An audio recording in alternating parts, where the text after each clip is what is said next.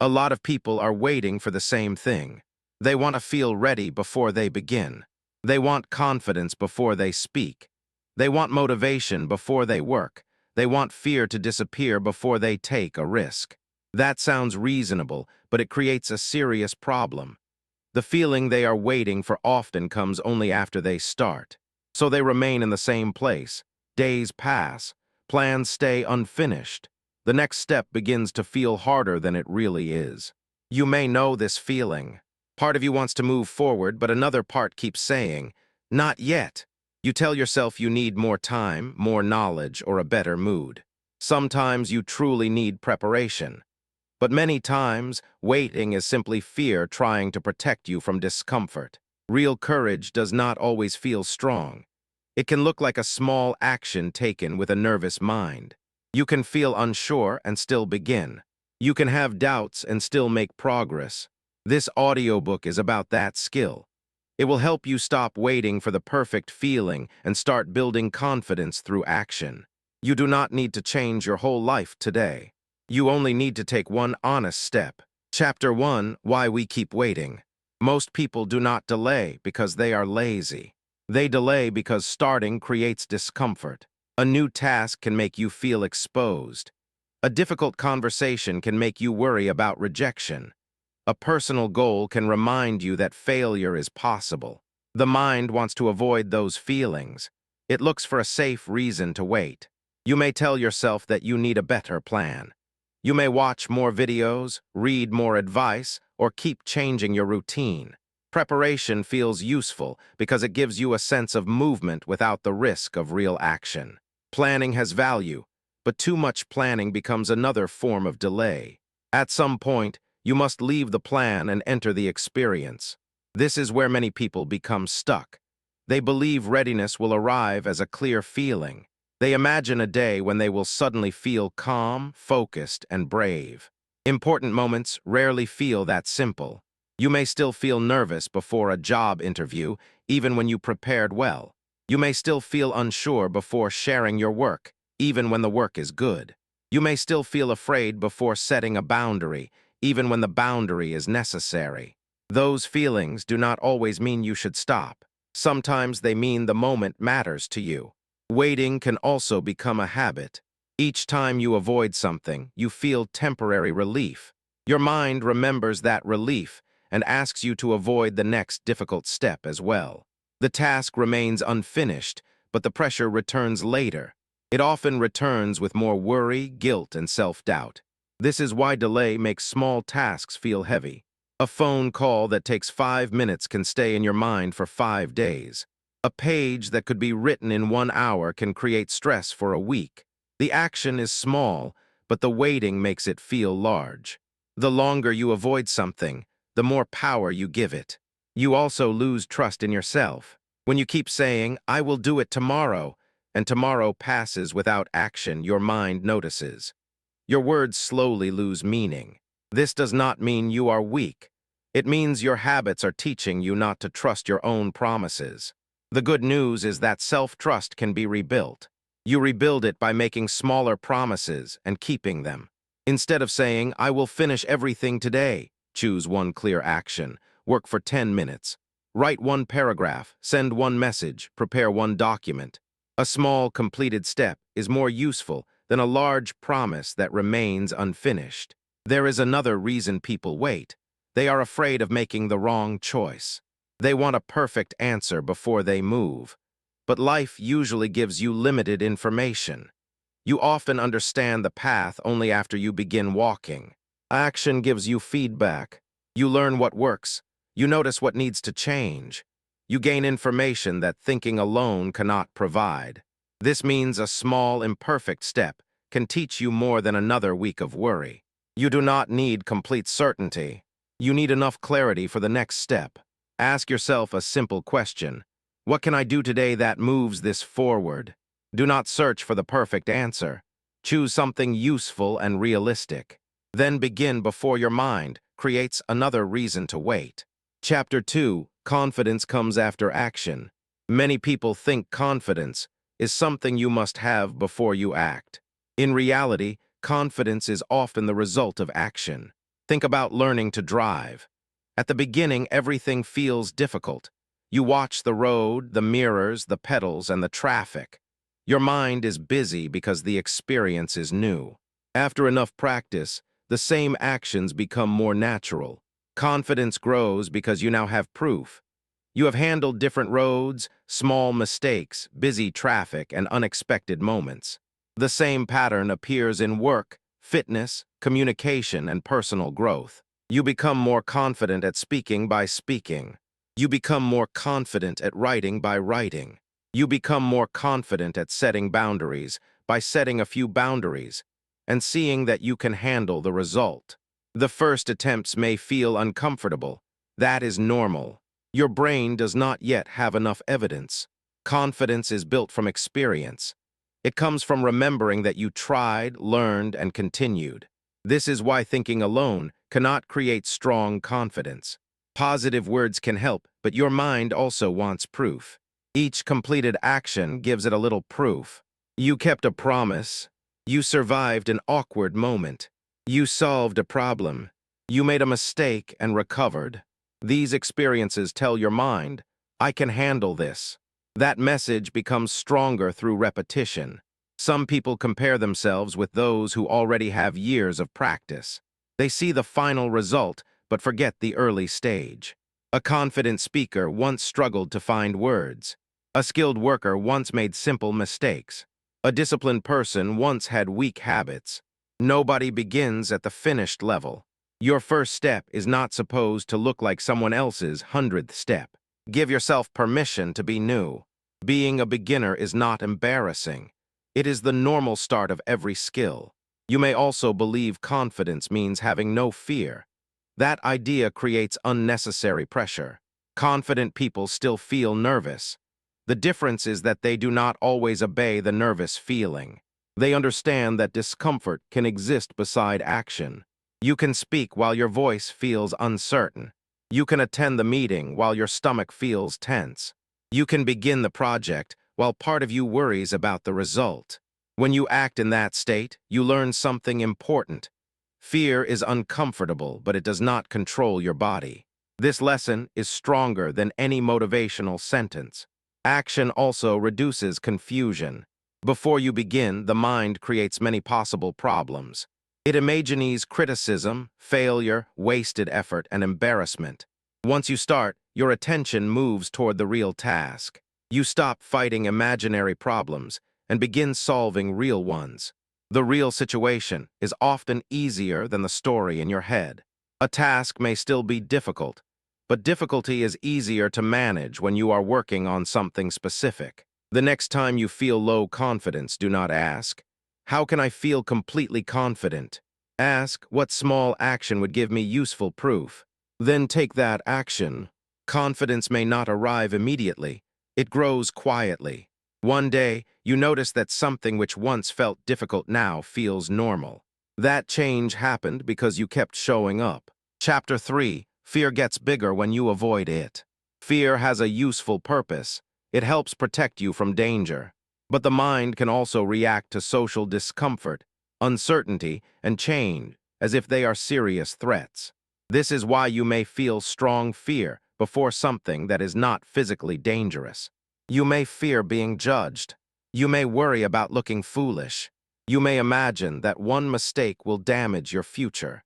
When you avoid the situation, the fear becomes stronger. Your mind learns, I escaped, so the situation must have been dangerous. The next time, it sends an even stronger warning. This cycle can slowly reduce your world. You stop trying new things. You avoid honest conversations. You hide your work. You remain in situations that no longer help you because change feels uncertain. Avoidance gives short comfort, but it creates long pain. The only way to weaken unnecessary fear is to show your mind that you can face the situation and survive it. This does not mean forcing yourself into a huge challenge without preparation. It means using small exposure. If public speaking scares you, begin by speaking clearly in a small group. If sharing your work scares you, show it to one trusted person. If exercise feels difficult, start with a short session. Small contact with fear teaches the mind that the experience is manageable. The goal is not to feel nothing. The goal is to stop giving fear full control. Fear also becomes powerful when you treat every thought as a fact. A thought may say, "Everyone will laugh at me." That is a prediction, not a fact. Another thought may say, "I will fail." Failure is possible, but it is not certain. Your mind often speaks in extreme language when it feels threatened. It shows you the worst result and hides every other possibility. You can respond with a calmer question. What is most likely to happen? Maybe the result will be average. Maybe a few people will notice. Maybe you will make a mistake and correct it. Maybe nobody will care as much as you expect.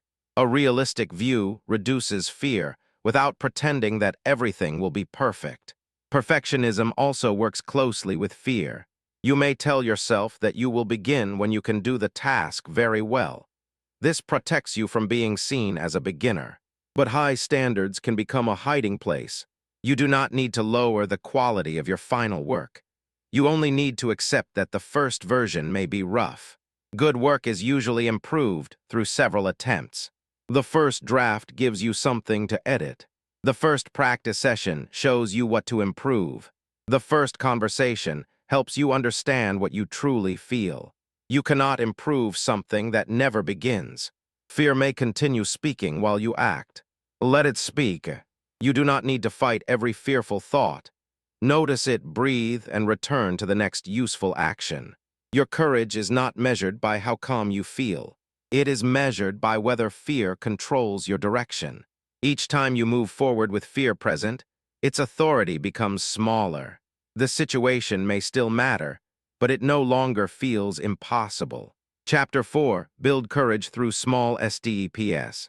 Courage is often shown as a dramatic act. Daily courage is usually quiet. It appears when you do the work after a poor night of sleep. It appears when you tell the truth with respect. It appears when you begin again after losing progress. These actions may not look impressive to other people, but they change your identity. Every completed step sends a message to your mind. It says, "I am someone who can move even when the mood is not perfect." That identity is valuable because motivation changes. Some mornings you will feel focused. Other mornings you will feel slow. A strong system does not demand the same energy every day. It gives you a smaller version of the habit for difficult days. For example, your normal study session may be 1 hour. On a hard day, you can study for 15 minutes. Your normal workout may be 45 minutes. On a low-energy day, you can walk or complete a short routine. The smaller action keeps the habit alive. It prevents one difficult day from becoming a difficult week. This is not an excuse to always do less. It is a way to remain consistent when life becomes harder. You can also make courage easier by preparing your environment. Place your phone away before work. Keep the needed document open. Prepare your clothes the night before. Remove one distraction. Simple preparation reduces the number of decisions you must make in the moment. Courage becomes easier when the next step is clear. Large goals often create pressure because they are too general. Change my life is not a clear action. Apply for one job today is clear. Become healthy is too wide. Walk for 20 minutes after breakfast is clear. Your mind handles specific actions better than emotional goals. Choose actions that can be completed and measured. When you finish them, acknowledge the effort. You do not need to celebrate every small task in a dramatic way. Just notice that you followed through. That awareness helps rebuild self-trust. It is also important to recover well after a mistake. Many people lose progress because they treat one bad day as proof that they cannot change. Missing one day does not destroy a habit. The real danger is the story you create after the mistake. You may think, "I failed again, so there is no point." A better response is simple. Yesterday did not go well. Today I will return. Return without punishment. Return without a long speech. Return through action. A strong person is not someone who never falls out of routine. A strong person learns how to come back quickly. Small steps also protect you from emotional burnout. When people feel inspired, they sometimes create an extreme plan. They try to change everything at once. For a few days, the effort feels exciting. Then normal life returns, and the plan becomes too heavy. Real growth usually looks slower. It asks for actions you can repeat.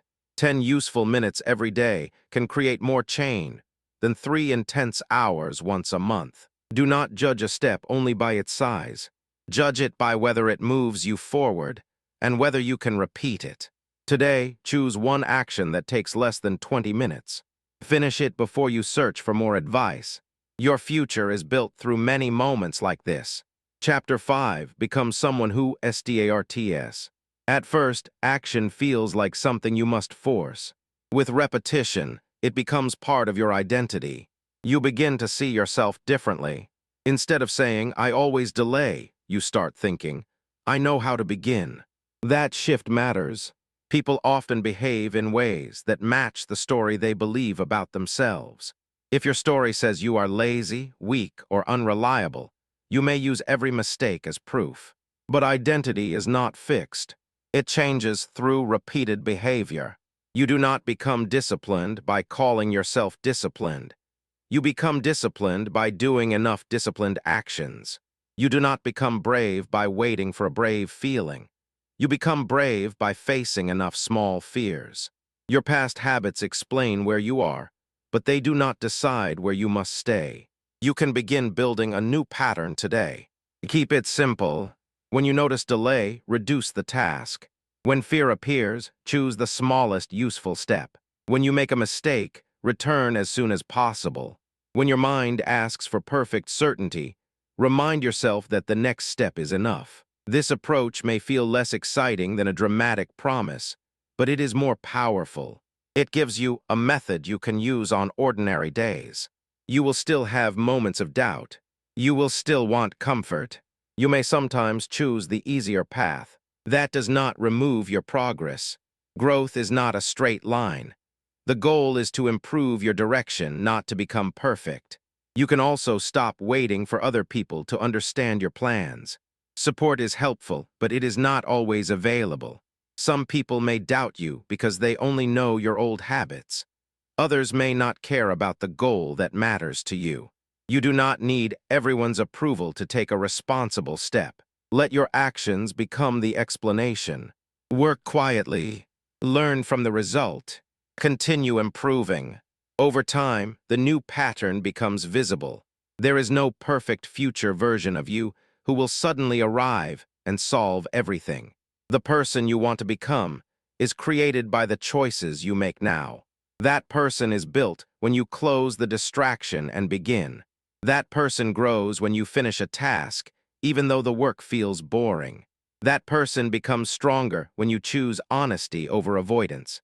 You may not feel a big change after one action. Do not expect one. Identity grows through repetition. A brick does not look like a house, but enough bricks create one. Your small actions work the same way. They may feel ordinary, but together they create a different life. So stop asking whether you feel ready enough. Ask whether the next step is clear. Then take it. You can adjust after you begin. You can learn while moving. You can become more confident through experience. The perfect feeling is not required. A simple decision is enough. Begin with what you have. Use the time available today. Do the next useful thing. Tomorrow, repeat the process. One day, you will look back and see that your life changed because you stopped waiting for confidence and started creating it. You do not need to feel ready for the whole journey. You only need enough courage for the next step.